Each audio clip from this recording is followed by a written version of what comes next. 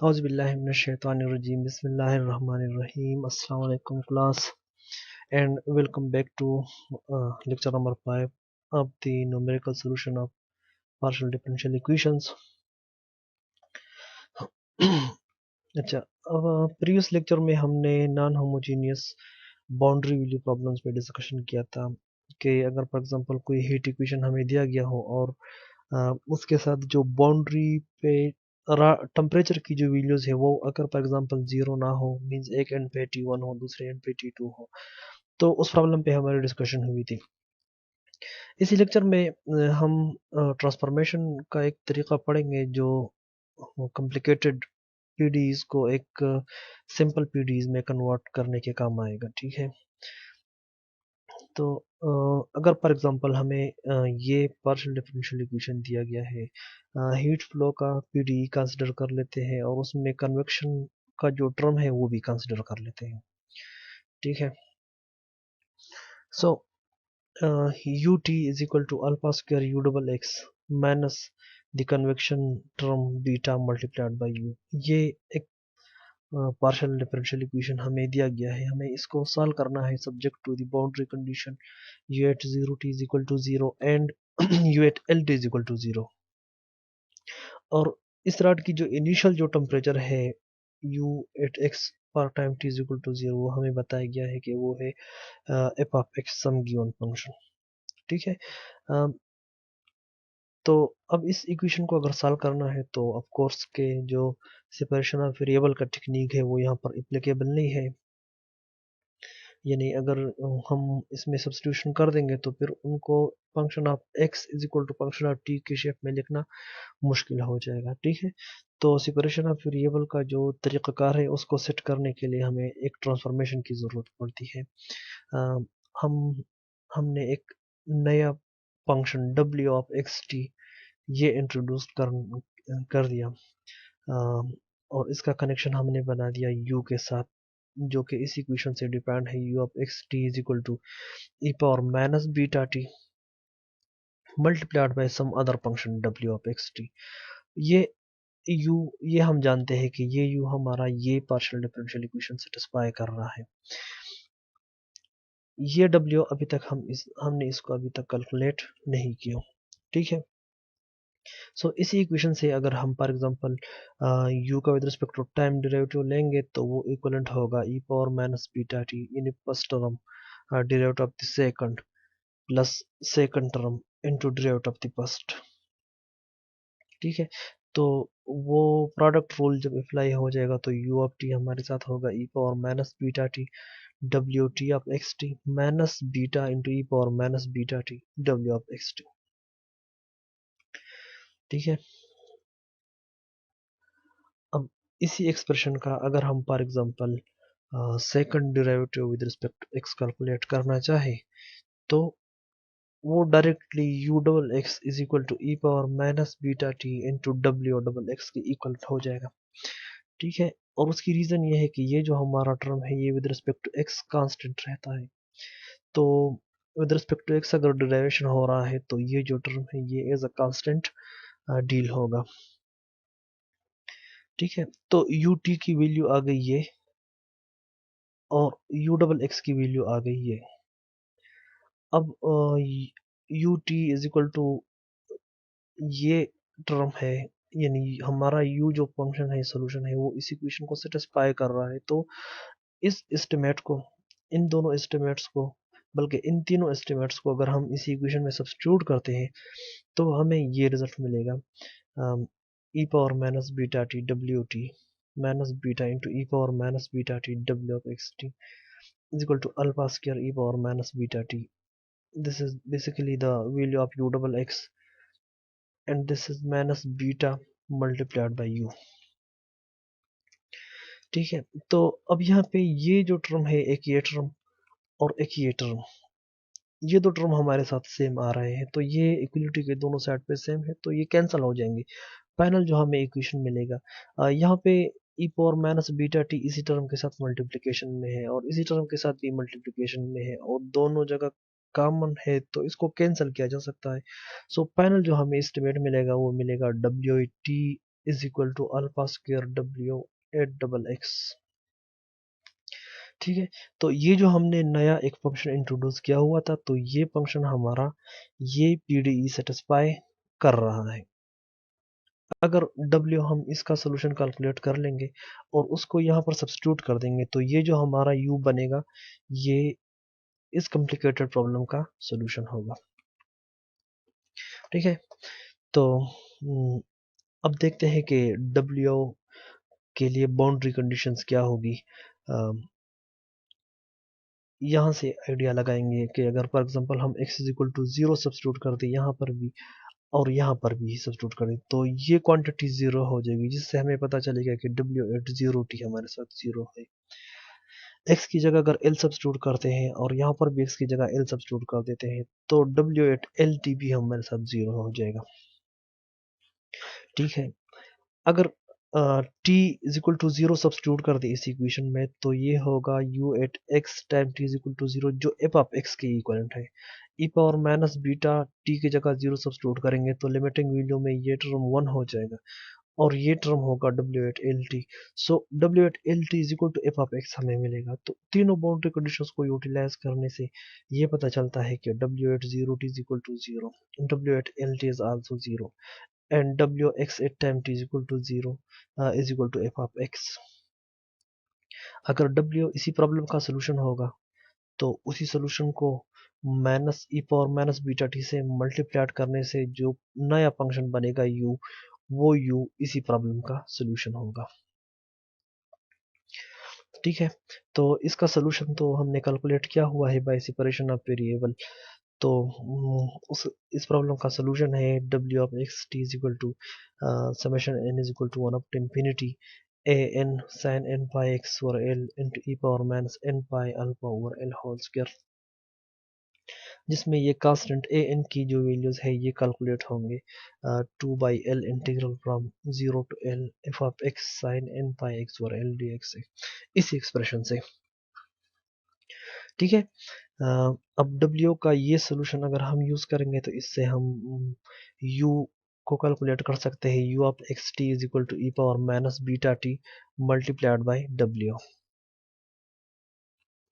और ये कांस्टेंट जिस तरह से W के लिए डिपेंड थे, तो उस तरह ये UN के लिए डिपेंड हो जाएंगे, U के लिए डिपेंड हो जाएंगे। a n is equal to 2 divide by l integral from 0 to l f of x sin n by x over l dx। ठीक है, तो इस तरह से जो हमारे साथ सोल्यूशन बनेगा U ऑफ एक्स टी, वो इसी प्रॉब्लम का सोल्यूशन होगा। तो इसको मेटलैब से कैलकुलेट करने के लिए अब सोल्यूशन को अगर हम देखते हैं, तो ये दोबारा से ये एक टर्म मल्टीप्लिकेशन में आ रहा है और दूसरा जो टर्म है वो एग्जैक्टली वही टर्म है जो हमने हीट कंडक्शन इक्वेशन के लिए कैलकुलेट किया हुआ था। तो इसके लिए वही चीज़ें हम कंस्ट्रक्ट करेंगे। सबसे पहले function vector coefficient vector a n के लिए ये लूप चला लेंगे, n is equal to 1 up to m a n is equal to this thing. ठीक है, तो इस कोड से हमारे साथ a n बन जाएगा। इस तरह फंक्शन वेक्टर के जनरेशन के लिए ये कोड सिमुलेट कर लेंगे। For n is equal to 1 up to m पहले से डिफाइन कर देंगे ना कि m की वैल्यू 10 है, हमने 10 टर्म अप्रॉक्सीमेट सोल्यूशन कंस्ट्रक्ट करना है या 100 टर्म जो भी है, तो वो पहले डिफाइन कर लेंगे। ठीक है, तो इस कोड से जो बनेगा तो वो हमारा फंक्शन वेक्टर बनेगा। अब फंक्शन वेक्टर भी बन गया है और कोएफिशिएंट वेक्टर भी बन गया है, तो इन दोनों के प्रोडक्ट के साथ हमने मल्टीप्लाइड करना है ई पावर माइनस बीटा टी। ठीक है, तो जो फंक्शन u बनेगा वो हमारा सोल्यूशन कहलाएगा, सोल्यूशन ऑफ दी जो कॉम्प्लिकेटेड प्रॉब्लम है उसका सोल्यूशन कहलाएगा। ठीक है, तो अब हम इस सोल्यूशन को विजुलाइज कर सकते हैं डिफरेंट तरीकों से जो मैटलैब में हमने पढ़े हुए हैं। अच्छा, एक एग्जांपल कंसिडर कर लेते हैं। U t is equal to u double x plus 0.1 u, यहाँ पर बीटा की वैल्यू है हमारे साथ 0.1। ठीक है, अल्फा की वैल्यू है 1। तो boundary conditions u at 0 t is equal to 0, u at 6 t is equal to 0, इससे ये आइडिया हमें मिलता है कि रॉड का जो लेंथ है वो है 6 मीटर। ठीक है। तो l इज इक्वल टू 6 हम फिक्स कर लेंगे। u at x0 is equal to x into 6 - x, ये हमारे साथ इनिशियल जो रात की टेम्परेचर है वो हो गई। ठीक है। इसका सोल्यूशन कंस्ट्रक्ट करना है और इस सोल्यूशन को सिमुलेट करना है। तो चलिए स्टूडेंट्स चलते हैं। सो मैटलैब को अपने जो एग्जांपल हमने कंसिडर किया हुआ है उसकी सारी स्पेसिफिकेशंस बता देते हैं। सबसे पहले हमने कमांड लिखा है क्लियर आल। तो इस कमांड से स्टूडेंट्स क्या होगा, इससे वर्क स्पेस हमारा जो है वो एम्प्टी हो जाएगा। अब हमने दो सिंबल्स सेलेक्ट करने हैं एक्स और टी, क्योंकि जो हमारा सोल्यूशन है तो उसमें तो उस सोल्यूशन में यानी एक वेरिएबल x यूज हो रहा है, दूसरा वेरिएबल t यूज हो रहा है, तो हम दो वेरिएबल्स डिपेंड कर लेंगे x t। अब वो दोनों एंड्स पे जो टेम्परेचर था हमारे साथ वो हमने जीरो रखा हुआ था, तो t1 is equal to zero, t2 is equal to zero, ये फिक्स कर लेंगे। अल्फा हमने ऑब्जर्व किया हुआ था कि अल्फा की वैल्यू थी 1, सो ये भी डिपेंड कर लेंगे अल्फा इज इक्वल टू 1। ठीक है। मैंने यहाँ पे टोटल स्पेलिंग लिखा हुआ है अल्फा का, तो इसकी अलावा आप कोई कोई भी नाम इसको दे सकते हो, ए भी लिख सकते हो, ए एल भी लिख सकते हो। तो अगर पूरा नाम लिखे आप तो वो बेहतर रहेगा। जो कन्वेक्शन टर्म था बीटा, उसकी वैल्यू हमने अज्यूम की हुई थी 0.1। ठीक है, जो प्रॉब्लम में हमें दी गई थी। इनिशियल कंडीशंस मींस के इनिशियल जो रॉड का टेम्परेचर है वो भी बता देते हैं कि वो है x इंटू 6 - x। ठीक है। एक्स स्केल सेलेक्ट कर लेते हैं, m is equal to 20 select कर लेंगे कि हमने 20 टर्म तक, या 10 सेलेक्ट कर लेंगे कि हमने 10 टर्म्स तक जो इसका सोल्यूशन है वो कंस्ट्रक्ट करना है। इस तरह लेंथ ऑफ द रॉड जो एल की वैल्यू है वो है हमारे साथ 6, तो एल इज इक्वल टू 6 भी डिपेंड कर लेंगे। ठीक है। अब कोएफिशिएंट वेक्टर की जनरेशन ज़रूरी है सबसे पहले। तो जिस तरह से हमने पहले बात की, तो ये लूप वो हम डिज़ाइन कर लेंगे for n is equal to 1 up to m, a n is equal to 2 divide by l, asterisk integral of g asterisk sine n pi x और l with respect to x from 0 to l। ठीक है। तो students जब ये code simulate हो जाएगा तो जो कोएफिशिएंट वेक्टर है हमारा वो ऑटोमेटिकली हमारे साथ वर्कस्पेस में ए के नाम से सेव हो जाएगा। अब नेक्स्ट काम हमारा ये है कि हम जो फंक्शन वेक्टर है उसको कंस्ट्रक्ट कर ले। तो उसके लिए दूसरा हम एक कोड बना लेंगे for n is equal to 1 up to m, t n is equal to sine n pi x और l into exponential of minus n pi alpha और l whole square into t। ठीक है। तो यहाँ पे brackets का इस्तेमाल आपने इंतहाई समझदारी के साथ करना है। तो जब ये 19 टू 21 जो कोड है, जब ये सिमुलेट हो जाएगा तो वर्क स्पेस में हमारे साथ टी के नाम से अम, एक फंक्शन वेक्टर क्रिएट हो जाएगा। अब इन दोनों वेक्टर से हम जो सोल्यूशन है प्रॉब्लम का वो कंस्ट्रक्ट कर सकते हैं। तो u is equal to exponential raise to the power minus beta t, ये वही टर्म है जो ट्रांसफॉर्मेशन के दौरान हमने इंट्रोड्यूस किया हुआ था। Asterisk a asterisk transpose of t. ठीक है। अम, ये चीज़ें इंक्लूड नहीं होगी। ठीक है। Asterisk a asterisk transpose of T.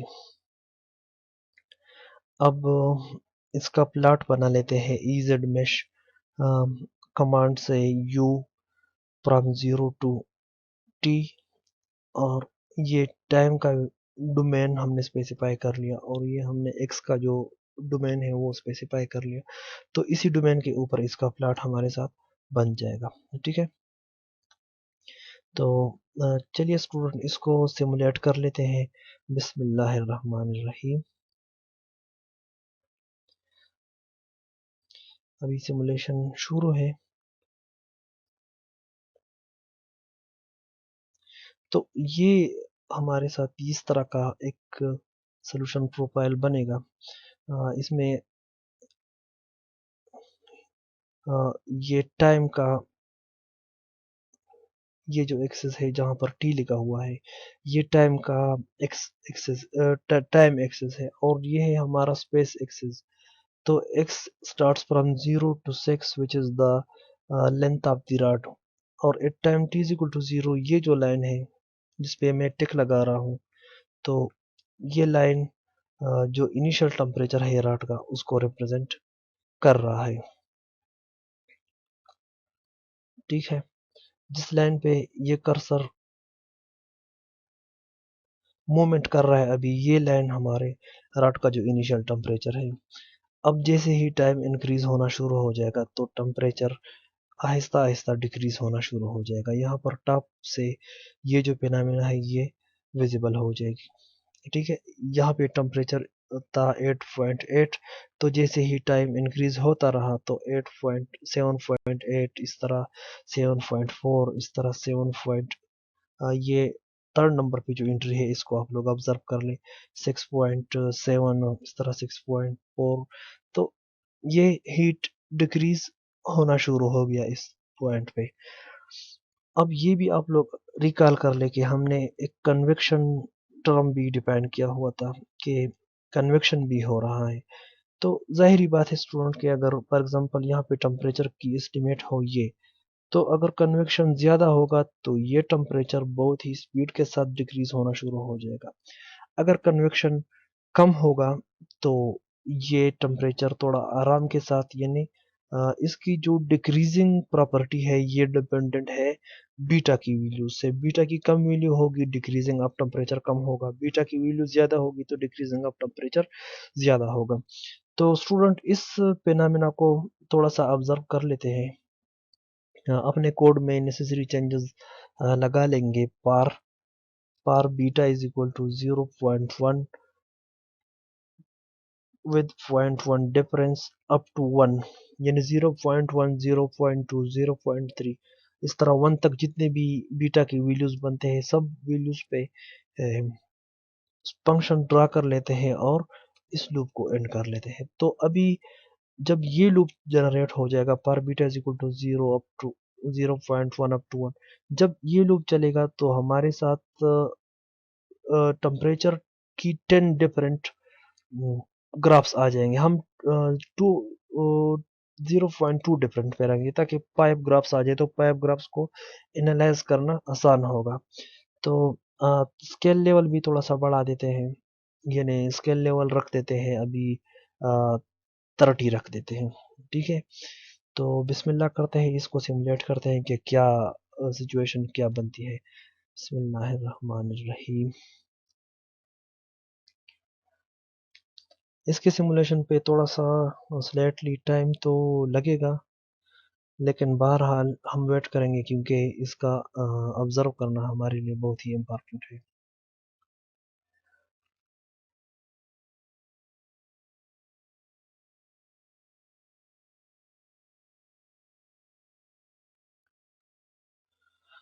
बिस्मिल्लाहिर्रहमानिर्रहीम। अल्लाहु अकबर।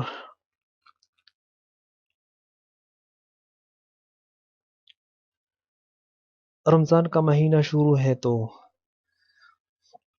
चलिए जी, रिज़ल्ट आ गया तो खामोश हो जाते हैं। अभी रिज़ल्ट को एक्सप्लेन करते हैं कि रिज़ल्ट क्या रिप्रेजेंट कर रहा है हमारा। तो ये मेरे साथ स्क्रीन पे 5 ग्राफ्स हैं जो कि अभी हम उस तरह रीड नहीं कर सकते, हमने बारी बारी एक को एनालाइज करना है। सबसे पहले बीटा इज इक्वल टू 1 के लिए जो टेम्परेचर का प्रोफाइल था वो ये शो हो रहा है कि बीटा की वैल्यू अगर 1 होगी तो टेम्परेचर डिक्रीज होना शुरू हो जाएगा, उसकी डिक्रीजिंग की जो रफ्तार होगी वो ये होगी। ठीक है, अब बीटा को मैंने 0.8 रख दिया, तो जो डिक्रीजिंग जो प्रॉपर्टी थी वो थोड़ी सी कम हो गई, यानी अब सोल्यूशन बहुत ही कम स्पीड के साथ डिक्रीज हो रहा है। ठीक है, यानी रिलेटिविटी तो बीटा इज इक्वल टू 1 पर beta is equal to 0.8, solution बहुत ही कम स्पीड के साथ डिक्रीज हो रहा है। अभी ये बंद कर देते हैं, 0 point, this is the convection पर बीटा इज इक्वल टू 1। अब बीटा इज इक्वल टू 0.6 का अगर हम देख लें तो इसमें क्लियरली हमें ये पता चलेगा कि अगर बीटा की वैल्यू ज़्यादा होगी तो टेम्परेचर हमारा थोड़ा सा कम स्पीड के साथ डिक्रीज होना शुरू होगा। ठीक है, अब ये बीटा इज इक्वल टू 0.4 का अगर हम देखेंगे तो स्पीड और भी कम होगी कन्वेक्शन की। इस तरह बीटा इज इक्वल टू 0.1 पे आप और भी ऑब्जर्व कर सकते हो कि जो हमारा कन्वेक्शन है टेम्परेचर का वो और भी स्लो हो गया।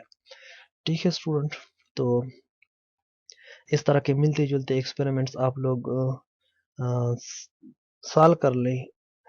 कोशिश करें कि ये जो ग्राफ्स है इसकी इंटरप्रिटेशन करना सीख ले।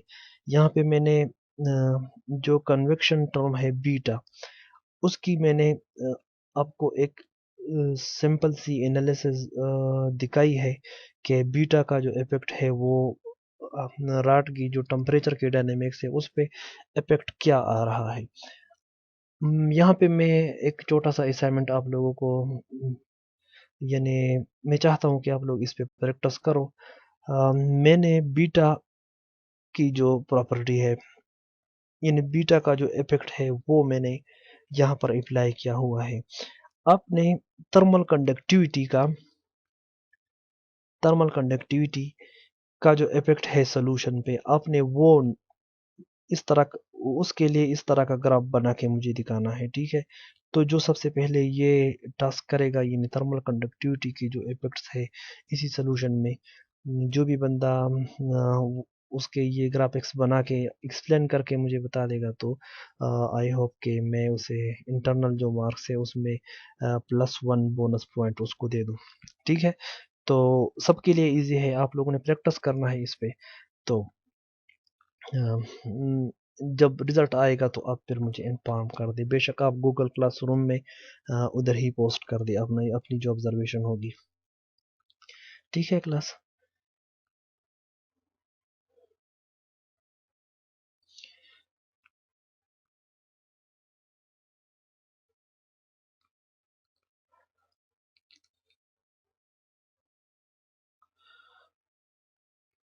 अच्छा, दूसरे एक इम्पॉर्टेंट कॉन्सेप्ट की तरफ आते हैं। टॉपिक का नाम है साइन एक्सपेंशन, यानी किसी फंक्शन को क्या साइन की डिफरेंट वेज में एक्सपेंड किया जा सकता है या एक्सपेंड नहीं किया जा सकता। ठीक है, तो अ, अम, हम जानते हैं अपनी प्रीवियस एनालिसिस से कि कोई भी फंक्शन हो और वो फंक्शन कंटिन्यूस हो इस इंटरवल 0 L पे, क्लोज्ड इंटरवल 0 L पे, तो इस सॉल्यूशन को इसी फंक्शन को जो कंटिन्यूस है इसी डोमेन पे, तो इसको यानी साइन सीरीज के शेप में एक्सप्रेस किया जा सकता है।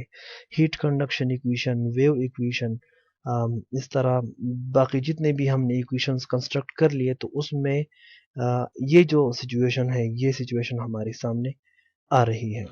ठीक है, कि f of x is equal to summation n is equal to 1 up to infinity a n sine n pi x over l. अब इसमें ये कांस्टेंट ए एन की वैल्यू जिस तरह से जो तरीक़ाकार था तो उस तरीक़ाकार पे हमने देखा कि ये ए एन की वैल्यू अगर हम इस तरह सेलेक्ट करेंगे इसी एक्सप्रेशन से तो ये जो समेशन बनेगा ये इसी एफ ऑफ एक्स के अप्रॉक्सीमेटली इक्वलेंट आएगा। यानी अगर इनफिनिट टर्म कंसिडर करेंगे तो ये हो सकता है एग्जैक्टली इक्वलेंट हो, लेकिन अगर एम इनफिनिट टर्म ना हो और इसके फाइनाइट टर्म हम इस सीरीज के फाइनाइट टर्म अज्यूम करेंगे तो वो जो सिचुएशन बनेगी तो वो अप्रॉक्सीमेटली इक्वलेंट होंगे ये दोनों। अब हमने ये वेरीफाई करना है क्योंकि इसकी वेरिफिकेशन के बाद जो दूसरा जो इम्पॉर्टेंट कॉन्सेप्ट है जो हमारा यूज़ होगा non homogeneous heat conduction equation में, तो उसकी तरफ वो समझाने की कोशिश करूंगा। ठीक है, तो अब देखते हैं कि ये फंक्शन और इसकी ये अप्रॉक्सीमेशन आपस में इनकी एग्रीमेंट क्या क्या है, किस तरह से ये एग्री होती है आपस में। ठीक है, तो इस फंक्शन की ये m टर्म अप्रॉक्सीमेशन कंस्ट्रक्ट करने के लिए हमें कोएफिशिएंट वेक्टर a n की ज़रूरत होगी, फंक्शन वेक्टर जिसमें साइन n पाई x और l होगा उसकी ज़रूरत होगी। तो मैथमेटिकली यानी जो मैट्रिक्स शेप है इसका वो इस तरह होगा, f of x is equal to a asterisk f transpose, ठीक है, जिसमें ये मैट्रिक्स A डिपेंड है A1 multiplied by A2 multiplied by AM, ठीक है। A1 A2 AM हम इसी फार्मूले से कैलकुलेट करेंगे, ठीक है। और जो फंक्शन वेक्टर है हमारा f, तो वो इक्वलेंट है साइन n पाई x और l plus sine 2 pi x और l up to sine m pi x और l। तो f का ट्रांसपोज इसी वेक्टर का यहाँ पर कॉलम वेक्टर बनेगा, तो रो वेक्टर और कॉलम वेक्टर हमारे साथ मल्टीप्लाइड हो जाएंगे। तो एग्जैक्टली ये जो रिलेशन है इसका m टर्म अप्रॉक्सीमेशन हमें मिल जाएगी, ठीक है क्लास। तो अब हमने क्या करना है, यानी थोड़ा सा कोड रिवाइज कर लेते हैं कोएफिशिएंट वेक्टर की जनरेशन के लिए। सपोज मैं एक फंक्शन ये कंसिडर कर लेता हूँ x cube plus x square plus 1। तो इसका जो कोएफिशिएंट वेक्टर होगा वो इस तरह कैलकुलेट होगा, पर n is equal to 1 up to m, a n is equal to 2 divide by l sine multiplied by integral of f sine n pi x और l with respect to x from 0 to l और end. ये जो ये जो loop होगा ये हमें A N का जो कोएफिशिएंट वेक्टर है वो हमें प्रोवाइड कर देगा। अब फंक्शन वेक्टर थोड़ा सा सिंपल है as relatively to the previous function vectors. तो यहाँ पे फंक्शन वेक्टर का जो लूप है वो इस तरह होगा, for n is equal to 1 up to m t at n is equal to sine n pi x और l। पहले पोजीशन पर साइन 1 पाई एक्स और l आएगा, दूसरी पोजीशन पर साइन 2 पाई एक्स और l आएगा, और थर्ड पोजीशन पे साइन 3 पाई एक्स और l आएगा, ठीक है। तो फंक्शन वेक्टर हम इससे कंस्ट्रक्ट कर लेंगे। फिर फंक्शन वेक्टर और कोएफिशिएंट वेक्टर की कंस्ट्रक्शन के बाद जो अप्रॉक्सीमेशन है, यानी ये अप्रॉक्सीमेशन हमें पता चल जाएगी कि इन दोनों अप्रॉक्सीमेशन में कहाँ तक ये आपस में एग्री कर रहे हैं। So let's go to the MATLAB screen, उधर ही हम इंशाल्लाह इस पे डिटेल के साथ डिस्कशन। तो क्लास मैंने ये कोड डिज़ाइन की हुई है, clear all, you know what is this, symbols, two symbols x and t. एक फंक्शन मैंने लिया एक्स का, x cube plus 5 minus x whole square, L is equal to pi means the length of the domain is pi, और मैं pi term approximation देखना चाहता हूँ। तो सबसे पहले कोएफिशिएंट a n के लिए एक लूप सिमुलेट कर लेंगे। a n is equal to 2 divide by l asterisk integral of f sine n pi x over l, और इसको इंटीग्रेट करना है with respect to x from 0 to l end. अब दूसरा है पर n is equal to 1 up to m t at n is equal to sine n pi x और l end. तो इससे जो सोल्यूशन है हमारा, तो यानी जो फंक्शन वेक्टर है हमारा वो बन जाएगा। अब इसी फंक्शन का जो सीरीज अप्रॉक्सीमेशन है उसको मैं रिप्रेजेंट कर लूंगा f ऑफ f अप्रॉक्स से। f ए डबल पी, इसका मतलब ये होगा कि फंक्शन f का अप्रॉक्सीमेटेड वर्जन, यानी m टर्म अप्रॉक्सीमेटेड वर्जन, तो वो इक्विवेलेंट है a direct transpose of t पे। अब कैसे पता चलेगा कि क्या ये अप्रॉक्सीमेशन उस एग्जैक्ट फंक्शन के इक्विवेलेंट है भी या नहीं है।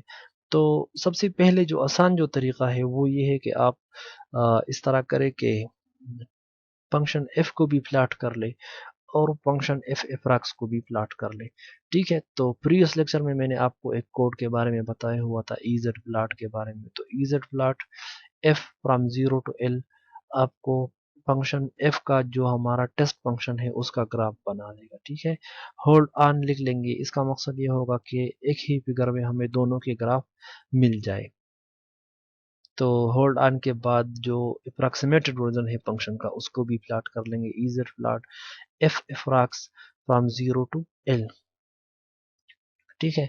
तो ये कोड जब सिमुलेशन हो जाएगा तो हमें फंक्शन का ग्राफ भी नज़र आ जाएगा और उसका जो एम टर्म अप्रॉक्सीमेशन है यानी पाइप टर्म अप्रॉक्सीमेशन है वो भी नज़र आ जाएगा। तो बिस्मिल्लाह करके रन करते हैं इसको। तो स्क्रीन पे मेरे साथ एक फिगर ओपन हो गया है जिसमें दो ग्राफ्स है। पहले नंबर पे जो ग्राफ था वो यानी टेस्ट ग्राफ था, ओरिजिनल जो ग्राफ है, जो ब्लू लाइन हमें नज़र आ रहा है। सो this is the exact function. इसकी जो पाइप टर्म अप्रॉक्सीमेशन है वो रेड लाइन से रिप्रेजेंट हो रही है। तो हमें थोड़ा बहुत आइडिया चल रहा है कि हाँ, दोनों जो फंक्शंस है वो कुछ हद तक आपस में एग्री कर रहे हैं। ठीक है, तो थोड़ा सा ये स्केल लेवल एम बढ़ा लेते हैं, इसको रख लेते हैं यानी 10 रख लेते हैं। तो 10 पे देखेंगे कि जो दोनों फंक्शंस है वो आपस में किस तरह से बिहेव कर रहे हैं।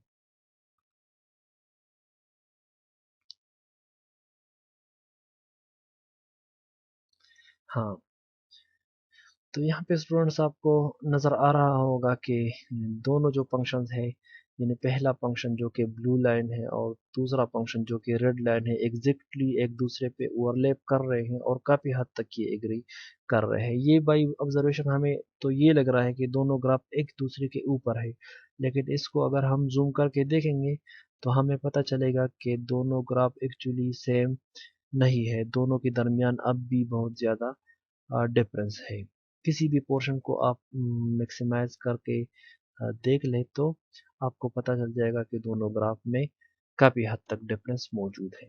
ठीक है, तो इस तरह की सिचुएशन में इन दोनों ग्राफ्स के दरमियान जो डिफरेंस है उसको भी प्लाट किया जा सकता है। तो हमने करना कुछ नहीं है, सिंपली हमने फंक्शन एफ हमारे साथ मौजूद है, एफ अप्रॉक्सीमेट हमारे साथ भी मौजूद है। ना तो हम फंक्शन एफ का प्लाट बनाएंगे, ना एफ एफ्राक्स का प्लॉट बनाएंगे। हम एक और क्वांटिटी इरर डिपेंड कर लेंगे। Error is equal to absolute value of f minus f approx. F minus f approx means दोनों के दरमियान जो डिफरेंस है उसकी एब्सोल्यूट वैल्यू। ठीक है, अभी इसका प्लॉट बना लेते हैं। Plot E Z plot of error on the domain 0 to L। ठीक है, तो हमें इन दोनों के दरमियान जो एरर होगा, जो डिफरेंस होगा, वो हमें विजिबल नज़र आ जाएगा।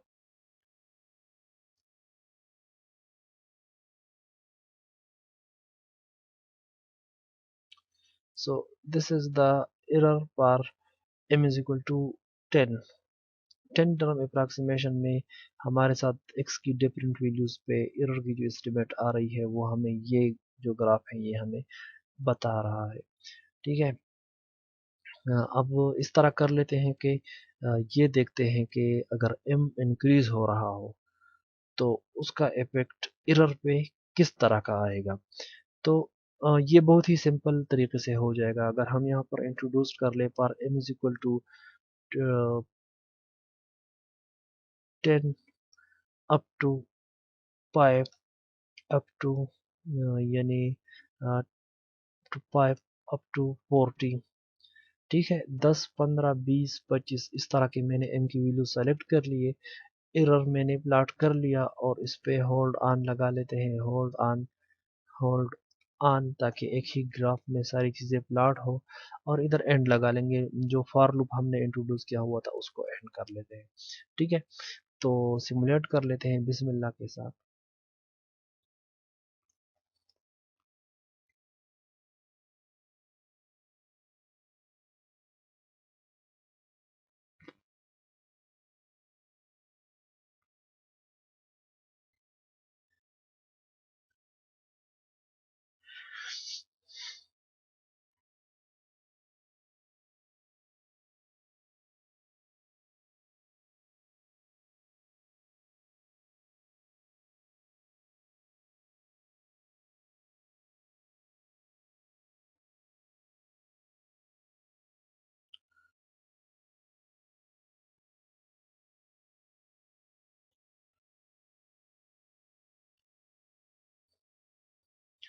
यकीन करें ये ऑनलाइन क्लासेस मज़ा भी बहुत आ रहा है, लेकिन मुश्किल भी है।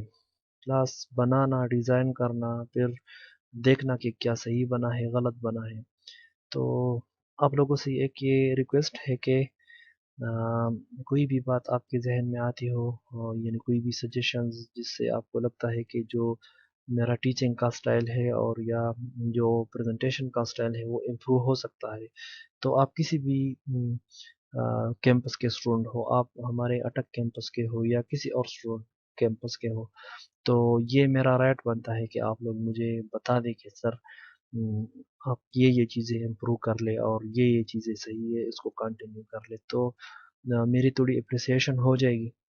ठीक है, तो कॉन्फिडेंस के साथ फिर कंटिन्यू रखूंगा इन सिचुएशंस को। तो अभी रिजल्ट आ गया है हमारे स्क्रीन पे, तो इस रिजल्ट को काफ़ी कॉम्प्लिकेटेड एक सिनारियो शो हो रहा है, तो इसको यानी सही तरह से समझने के लिए इसमें थोड़ी सी मॉडिफिकेशन करेंगे। ये जो हमारा एक्स एक्सिस है, वाई एक्सिस है, ये लीनियर स्केल पे लगा हुआ है, तो सबसे पहले इसको लॉग स्केल पे लगा देते हैं। स्टूडेंट्स, आपको पता है कि लॉग स्केल का जो फायदा है वो फायदा क्या होता है। तो मैंने R2 पे लगा लिया। तो पहला जो ग्राफ है, इस तरह करेंगे कि पहले ग्राफ के साथ बाकी के ग्राफ्स कंपेयर करेंगे। पहला ग्राफ हमारे साथ है 10⁻⁻² और 10⁻⁻1 के दरमियान दरमियान, यानी फर्स्ट डेसिमल प्लेस तक कुछ रिजल्ट इम्प्रूव हो रहा है। ठीक है, जब हम दूसरा ग्राफ इसके साथ कंपेयर कर लेते हैं, तो दूसरा ग्राफ रिलेटिवली पहले ग्राफ से थोड़ा सा नीचे है, तो इससे ये पता चलता है कि m इज इक्वल टू 10 पे जो अप्रॉक्सीमेशन होगी वो m इज इक्वल टू 5 की अप्रॉक्सीमेशन से थोड़ी हद तक यानी ज़्यादा एक्यूरेट होगी। Graph number 3, similarly graph number 4, graph number 5, graph number 6, graph number 7. So you will see that as um, the scale level of the approximation increases, the absolute error between, yeah, the absolute difference between a function f and its approximated version is relatively decreasing. ठीक है, ये जो phenomena है ये test function की structure पर भी dependent है कि आपका जो फंक्शन है वो किस तरह का है। फॉर एग्जांपल, मैं एक और फंक्शन लगा लेता हूँ m इज इक्वल टू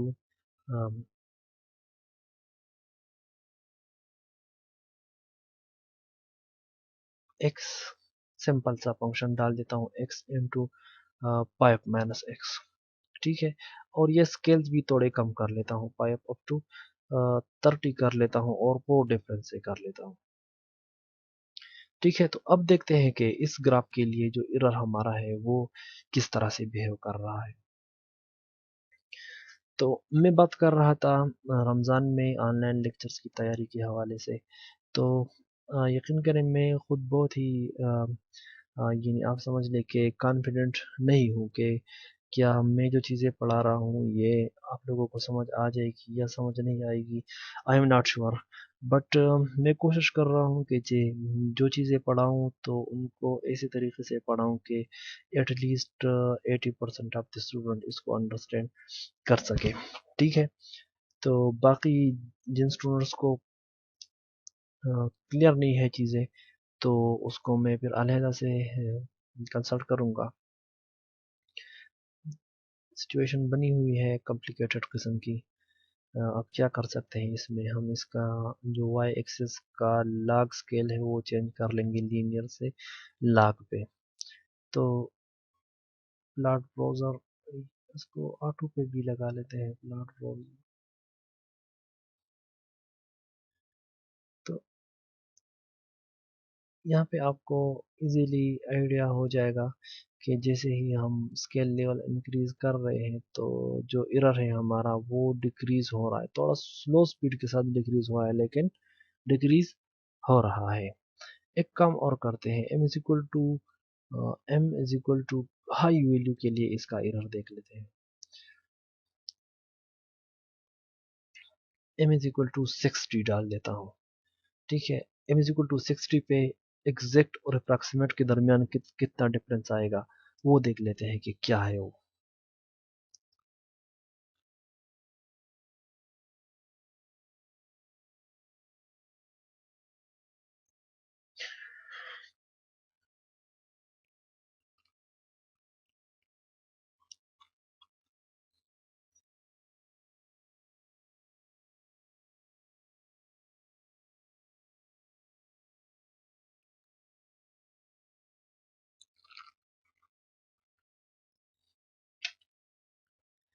बिस्मिल्लाहिर्रहमानिर्रहीम।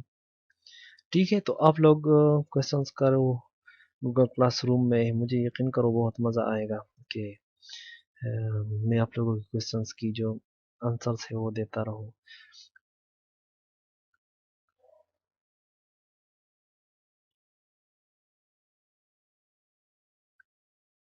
So the result is less than 10 power minus 4 means per m is equal to 60। जो हमारी अप्रॉक्सीमेशन है, जो हमारी एग्जैक्ट फंक्शन है, उन दोनों के दरमियान जो डिफरेंस है वो 6 डेसिमल प्लेस तक एग्री कर रहा है। ठीक है, अब इसमें एक इम्पॉर्टेंट बात जो मैं आप लोगों के साथ शेयर करना चाहता हूँ कि थोड़ा सी स्केल्स वगैरह कम कर लेंगे कि टाइम ज़्यादा ना लगे। m इज इक्वल टू 5 रखेंगे, n इज इक्वल टू 5 हमने रख लिया। इस तरह ये n हो गया, tn हो गया। किसी भी चीज़ को प्लॉट नहीं करना, हमने जस्ट कोएफिशिएंट वेक्टर को एनालाइज करना है। ठीक है, तो जनरेट कर लेते हैं m इज इक्वल टू 5 के लिए। अच्छा, हमारे साथ जो कोएफिशिएंट वेक्टर a बना हुआ है उसकी वैल्यूज इस तरह है। ये सिंबॉलिक फॉर्मेट में है, तो इसको यानी न्यूमेरिकल फॉर्मेट में कन्वर्ट करने के लिए मैं इस तरह लिखूंगा a is equal to double double of a। ठीक है, तो पहले एंट्री है 6.4503, दूसरी एंट्री है 0, तीसरी एंट्री है 0.2389। सारी वैल्यूज क्या है, कांस्टेंट है। ठीक है, अब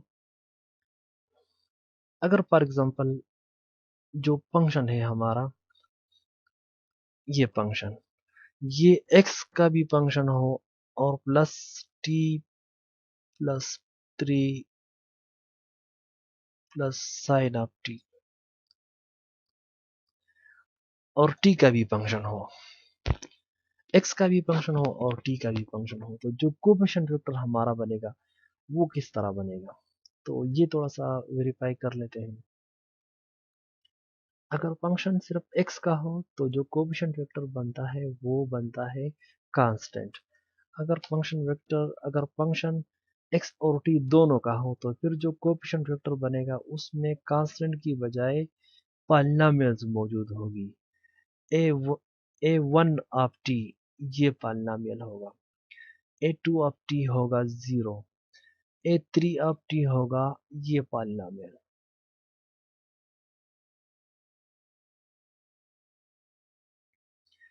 ठीक है, इस तरह a4 ऑफ 0 और a5 ऑफ t हमारे साथ होगा ये पॉलिनॉमियल।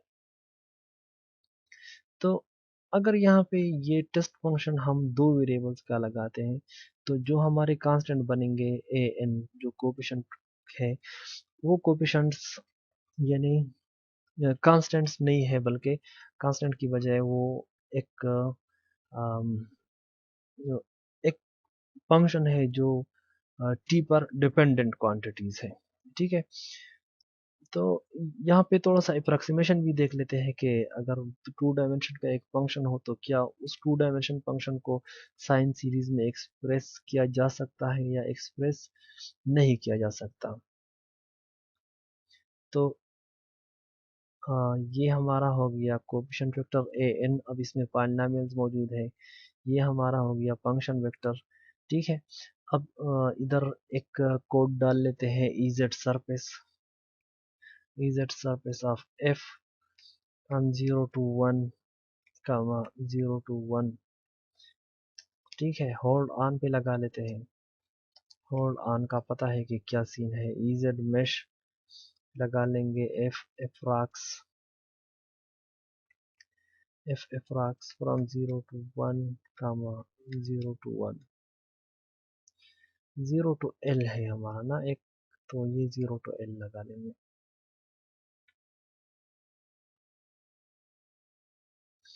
ये एफ अप्रोक्सीमेशन, ये जो कोड है ये भी कॉपी करके उधर ले जाएंगे, कंट्रोल एक्स, कंट्रोल वी। ठीक है, तो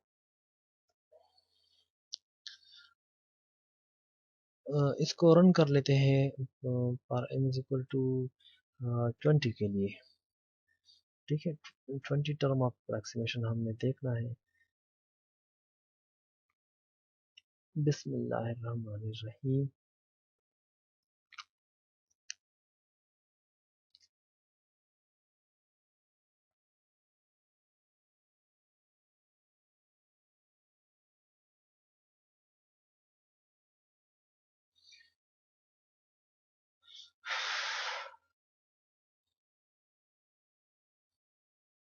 तो अभी आप लोग आइडिया लगा सकते हो कि जो हमारा एग्जैक्ट फंक्शन है और जो अप्रॉक्सीमेट फंक्शन है वो तकरीबन तकरीबन एग्रीमेंट में है, कंप्लीटली एग्रीमेंट में है।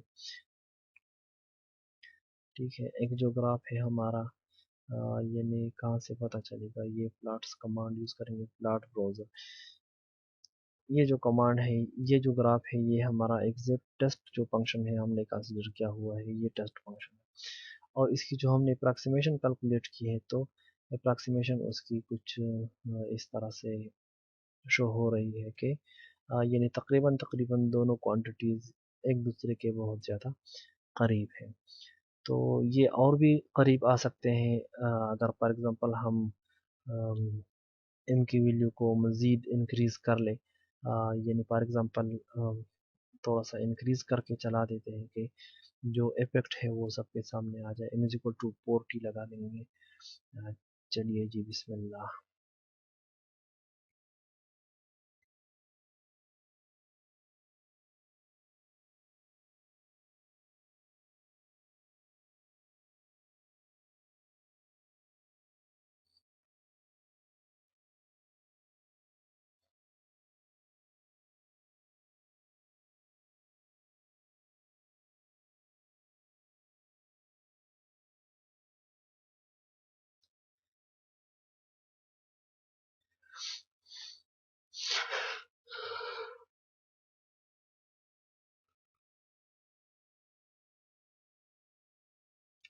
ठीक है, तो अभी आप लोगों को आइडिया हो गया होगा कि स्केल लेवल के इंक्रीज करने से जो अप्रॉक्सीमेशन और जो एग्जीक्यूशन के दरमियान डिफरेंस है वो किस हद तक मिनिमाइज हो सकता है। इसका भी आप एरर प्लॉट बना सकते हो और उसी एरर प्लॉट को आप अ, पे जो एम का इफेक्ट है वो आप लोग डिज़ाइन कर सकते हो। तो ये आप लोगों की असाइनमेंट है कि इसी प्रॉब्लम में आपने डिफरेंट वैल्यूज़ के लिए जो एरर क्वांटिटीज़ है वो प्लॉट करनी है। ठीक है, तो आज के लिए आई थिंक के इतना काफ़ी है।